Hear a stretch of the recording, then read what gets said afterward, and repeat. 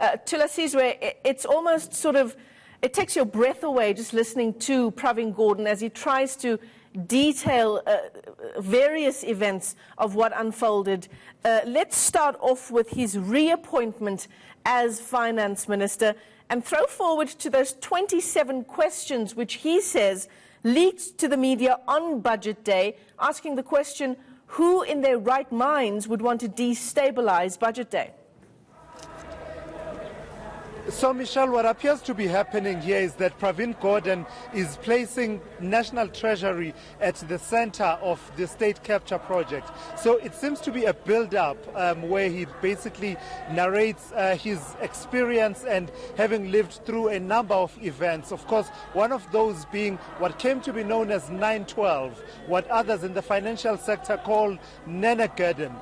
That period where former President Jacob Zuma fired Nhlanhla with the result that there was extensive carnage in the economy. Pravin Gordhan estimating it at about 500 billion rand, the losses to the South African economy after then President Jacob Zuma appointed little-known Des Van Rooyen, someone who served, of course, in the Finance Committee in Parliament. Take a listen to what Pravin Gordhan said about the impact of the firing of Nhlanhla, and after that I will then be discussing that further with my colleague Erin Bates.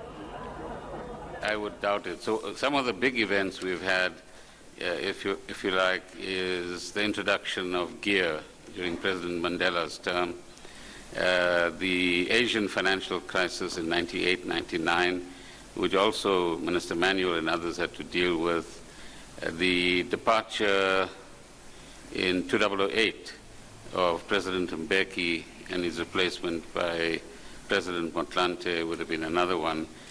But in each of those situations, I would imagine the kind of turmoil and concerns that were expressed in this context would not have been seen.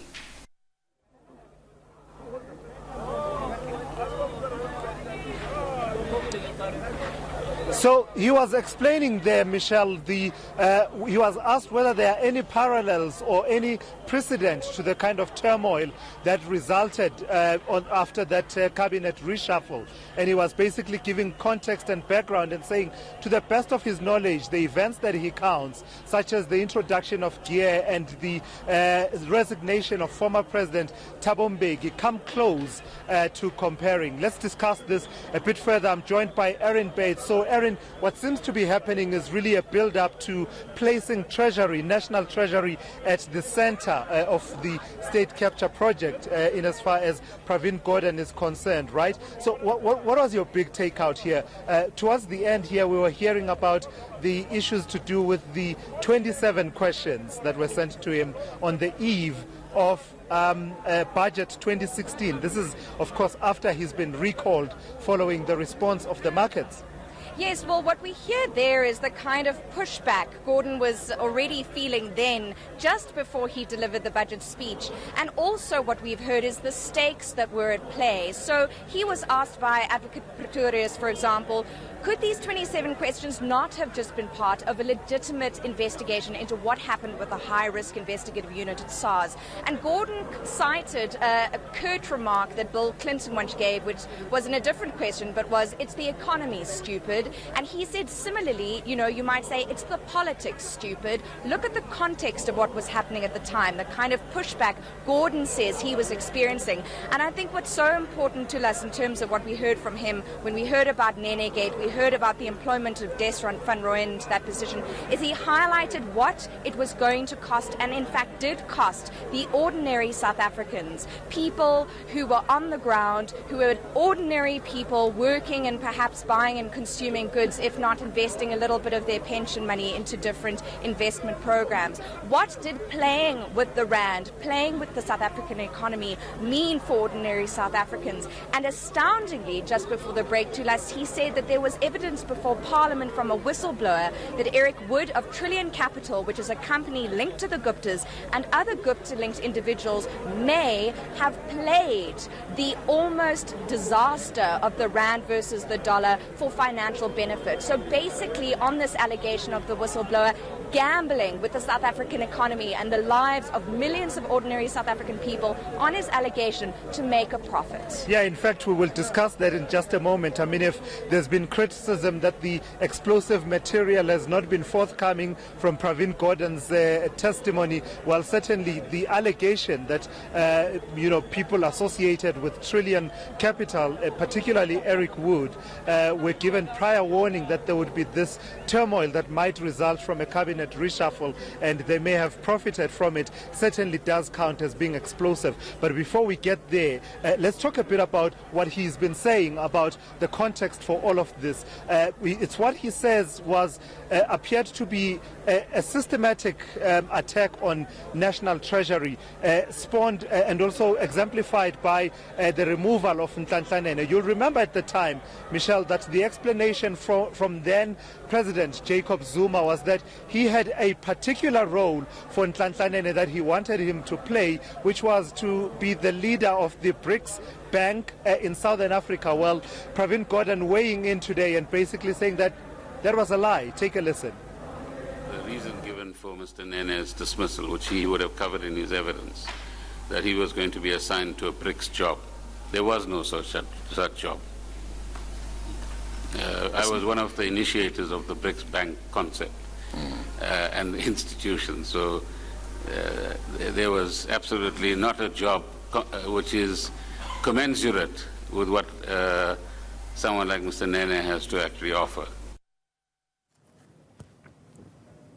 All right, Tilas, before we let you and Erin go, let's talk about the protesters in the shot there behind you. Pravin Gordhan has addressed the issue of those ongoing protests just a short while ago in his testimony at the Commission of Inquiry, saying that those who are making allegations outside of this forum should make themselves available to speak under oath and to subject themselves to cross-examination.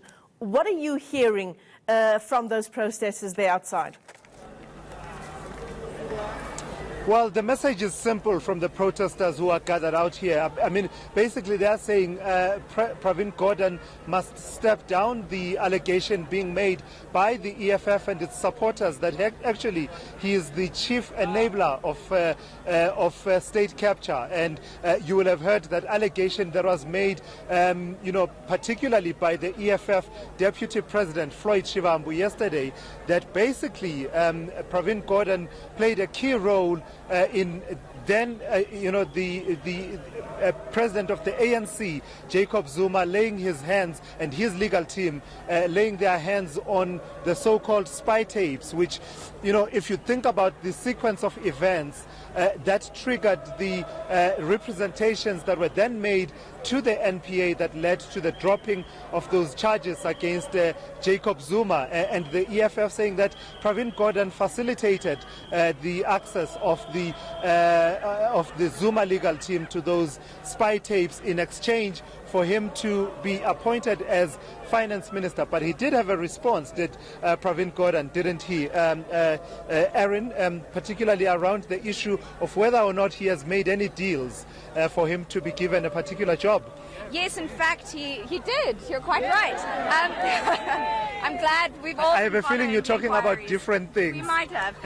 What's important there is that Pravin Gordhan gave very strong words during his testimony this morning about his response to people making allegations against him. He's invited those people, without naming any names, but I'm sure we can all, to use the phrase he often does, connect the dots, must come forward and speak under oath before the inquiry and issue evidence to back up their claims. He was very firm on saying he does not make deals in order to get jobs. He says he does not sort of strike up deals with people who evade tax, people who are involved in smuggling, for example, and that he's not going to entertain these kind of allegations. He's invited his detractors to come to the inquiry and deliver that kind of allegation under oath with evidence. Yeah, and just finally then, Erin, let's talk about what we're hearing about what he believes were the machinations of people such as Benning Nhlanhla, the head of the Hawks. But also, when you think you've heard it all, then you hear about his suspicions about even